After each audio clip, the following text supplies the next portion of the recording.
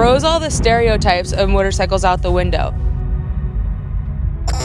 It's really kind of in a class of its own. These are in a class of their own. And it really is a new kind of bike.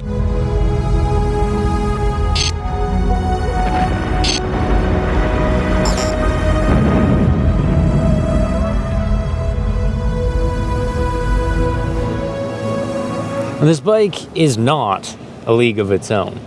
It is a KTM 690 Duke. To avoid cannibalizing sales, parent company KTM had to make this rebadged motorcycle seem fresh, to convince everyone that a chicken is an egg. And they used nostalgia to do it.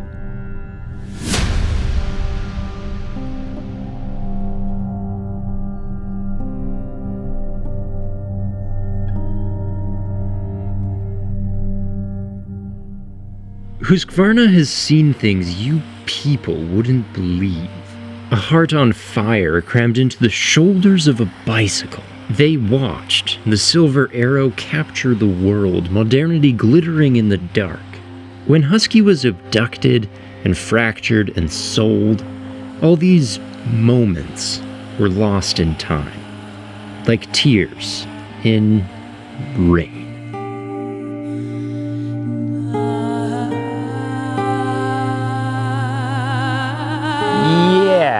Until the Vitpilen made us remember. An homage to the basic motorcycle some 70 years after leaving the street game. That's a great way to distract from the Duke hidden underneath.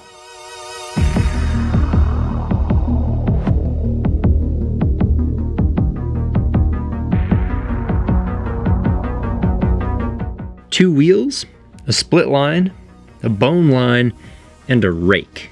Now here's your motorcycle in simplest form. The split is carried across muffler bracket, pillion peg, air cover, seat, bone line carried across tail, tank, bars, all at the same level, then rake. The Vitpilen wears the lines of a motorized bicycle. Complete the body triangle and see all kinds of symmetry. Asymmetry too. These lines all converge in empty space, emphasizing the minimal. The engine, and the bicycle. You don't have to like the design, but you must admit that it is meticulously designed. In a word, Swedish. Apart from the fact that I don't have to put it together, and that the Volks in Austria do it for me. So Husky and KTM have pulled an impossible trick. They've made the 690 Duke vanish, and in its place we see Scandinavian architecture. Fresh style for dormant licenses, priced on another planet. That is how you sell a rebadge without threatening the old badge. Replicant masquerades as revelation.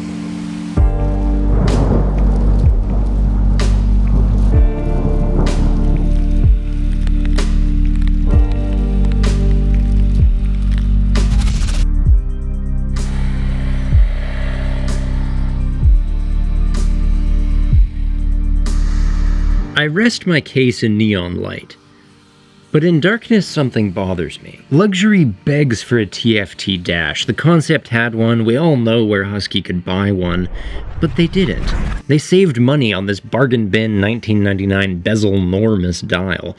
Why? Could it be that Husqvarna went rogue, shaved on appearances to sneak in performance? A quick shifter on this tower of a cylinder, it's only slick at high revs. An auto blip, also slick at high RPM, but dumps downshifts and skitters the rear below 5K.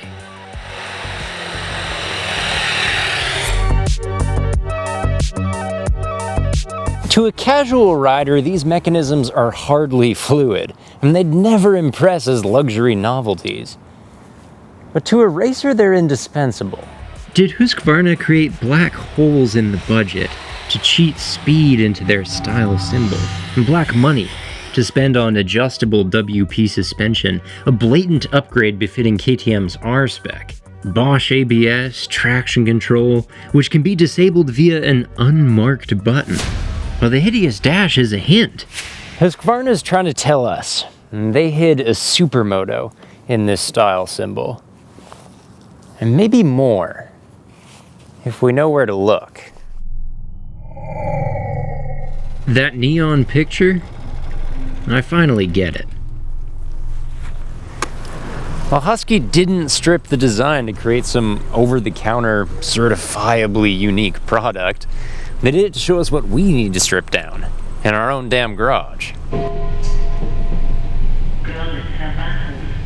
Everything outside the box. Mirrors, too high, too round, gone. Catalytic converter, looks pudgy, sounds like a lawnmower, gone. Fender, gone. Husqvarna might be bound by legal obligations, but in their design they drew an escape map for the aftermarket. What else have they hidden in here? City lights reveal the urban image for a mirage. This seat is like Rossi's. It's thin and gel, and if you sit on it, the square edges cut your thighs. But you don't sit on it, because the rear sets float your body weight and the clip-ons pull it forward. Here my head is too low to spot traffic, like the pillion seat is too hard to pick up dates. It's as sharp as the tail line it creates, more functional as birth control than transportation. But unless you're Orlando Bloom and Katy Perry, you won't use the pillion seat. And you won't notice the strangely cheap paint, which is rather silver for a bike named the White Arrow, because in this attack stance, all you can feel is the tank bulge perfectly hanging a knee. All you can see is the road ahead.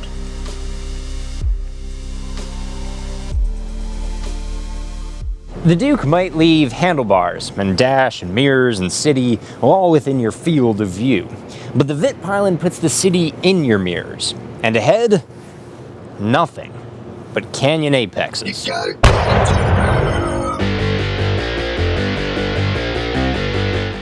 This feels like flying compared to the Duke. And comparisons to the Duke are exactly what the bosses hope to avoid, by hiding this sport bike in an urban shell.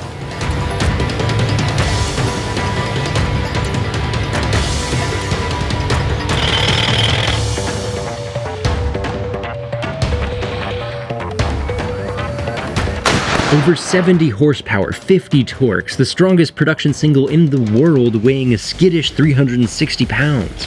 We're talking the power-to-weight ratio of an FJR 1300, the torque of all the triples and four cylinders it prices against, only that comes 8,000 RPM sooner.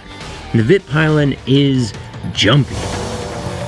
People distract from the paint shaker piston and 8-kilometer stroke by pointing to a second counterbalancer on the camshaft. Oh, how that smoothens turnover, letting the engine spool up to almost 2/3 of its tachometer. How that refines vibration and makes engine braking less like hitting a wall. No, the Vitpilen is still raw as like an angry jackhammer. It's a fascinating thing to ride, but be honest, this platform is a savage, which makes Husqvarna's final move their boldest. A geometry tilt. Rake steepened 1.5 degrees, wheelbase shortened 32 millimeters, plus a conspicuously long chain that begs to be adjusted even shorter. Whoopsie, we accidentally re-engineered a tippy bike to be even tippier. No, this is a blatant assault on the Duke. The wheelbase lifts at the slightest twitch of throttle. The rake leans, not from countersteering these unleverageable clip-ons, but from the simple shift of body weight. Where the Duke 690 feels like driving, the Vitpilen feels like riding. Sharper, leaner, more unforgiving. It doesn't just look like the engine in the bicycle. It feels like it. A revelation. So KTM, you branded this thing all over. Made it out to be a luxury piece for the fashion-conscious buyer. But did you forget that Husqvarna's logo is a gun barrel in sight? Did you not realize? It's pointed straight at you.